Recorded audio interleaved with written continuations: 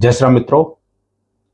मैं आपका ज्योतिष मित्र राकेश पांडे आज पुनः आप लोग के समक्ष में एक बहुत अच्छा ज्योतिषी सूत्र साझा करना चाहूँगा, जो कि बृहत्पराशर होरा शास्त्र से लिया गया है और ये षष्ठ भाव फलाध्याय से लिया गया है। श्लोक क्रमांक 13 है।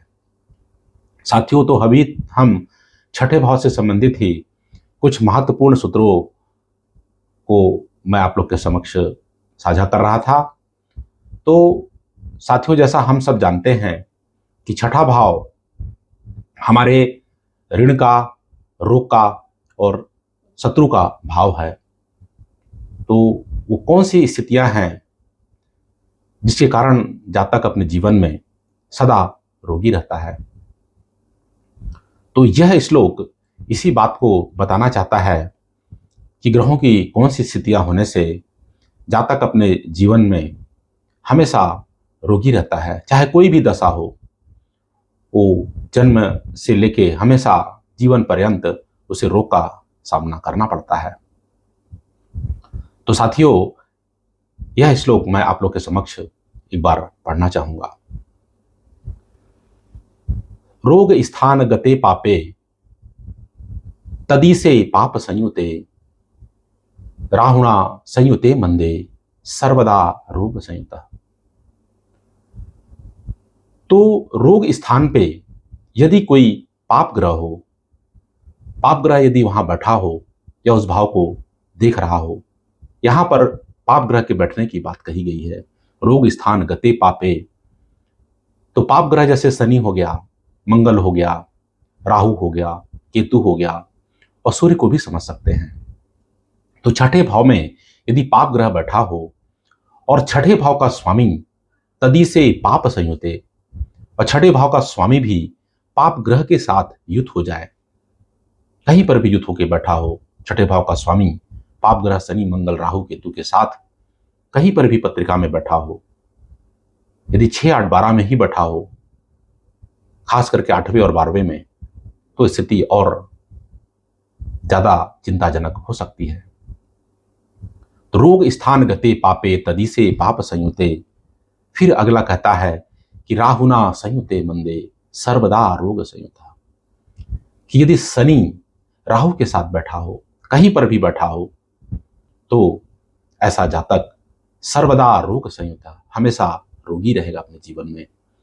तो यहां पे शनि को क्यों लिया गया? तो साथियों, हम और आप जैसा जानते हैं कि शनि रोग के कारक हैं, इसलिए छठा भाव, छठे भाव का स्वामी और रोग के कारक शनि, तीनों पर पाप ग्रहों का प्रभाव हो गया। राहु भी एक पापी ग्रह है और रोग कारक शनि के साथ राहु का साथ होने से शनि के रोग की प्रवृत्ति बढ़ जाती है। तो भाव, भावेश और कारक तीनों पर अशुभ ग्रहों का प्रभाव होने से, पाप ग्रहों का प्रभाव होने से जातक के जीवन में रोग की संभावना अधिक बढ़ जाती है और जातक जीवन भर रोगी रहता है। लेकिन जब हम इस सूत्र को लगाते हैं तो हमें लग्न की स्थिति, लग्नेश की स्थिति, चंद्रमा की स्थिति को भी देखना जरूरी है। साथ में जो आरोग्यता के कारक सूर्य हैं, उसकी स्थिति को भी समझना जरूरी है।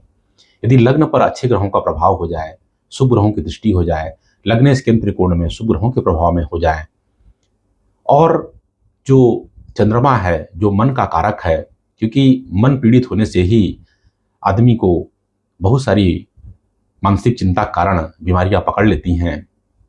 तो चंद्रमा की स्थिति यदि अच्छी है आपकी पत्रिका में, लग्न लग्नेश अच्छी स्थिति पे हैं और सूर्य की स्थिति भी अच्छी है, क्योंकि आरोग्यता के कारक हैं सूर्य, तो फिर यदि ये जो श्लोक की चर्चा मैंने करी तो उसका प्रभाव कम हो जाएगा। और यदि लग्न लग्नेश चंद्रमा और सूर्य की भी स्थिति यदि आपकी पत्रिका में खराब है, ये पीड़ित है, लग्नेश पाप ग्रहों के प्रभाव में है, लग्न पर अशुभ ग्रहों की, पाप ग्रहों की दृष्टि है, और चंद्रमा भी नीच का 6, 8, 12 में हो, अशुभ ग्रहों से दृष्ट हो, पाप ग्रहों से दृष्ट हो, तो लग्न लग्नेश और चंद्रमा और सूर्य की स्थिति खराब हो जाए, और साथ में ये जो सूत्र जो अभी चर्चा किया गया, यह भी लग जाए तो ऐसी स्थिति में जातक हमेशा ही अपने जीवन में रोग को लेके बहुत परेशान रहेगा और रोग से लड़ पाने में वो असमर्थ हो जाएगा। नाना प्रकार के रोग उसे जीवन में ग्रसित करते रहेंगे।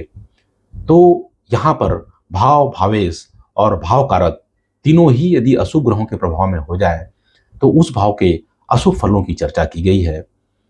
तो छठे भाव का अशुभ फल है रोग की वृद्धि होना, रोगी हो जाना, और छठे भाव का शुभ फल रोग में कमी हो जाना होता है।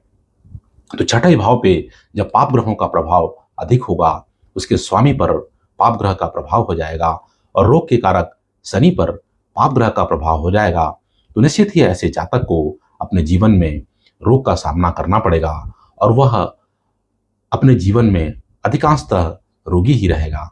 तो साथियों, यदि आप लोग को यह सूत्र अच्छा लगा हो तो लाइक करें, सब्सक्राइब करें और वैदिक इनसाइट्स चैनल जो आपका अपना चैनल है, इसे आप लोग शेयर करें और अपने मित्रों तक पहुंचाएं। यहाँ पर शास्त्र में जो चीज़ें बताई गई हैं उन्हीं की चर्चा होनी है और ये बहुत ही यूजफुल सूत्र हैं जो कि पत्रिका देखते समय आपको जितना इन नियमों को आप याद रखेंगे, जितने अच्छे से इनको समझेंगे, उतना अच्छा ही आप फल कथन कर पाएंगे और किसी को भी आप बहुत अच्छा परामर्श करने में सक्षम रहेंगे।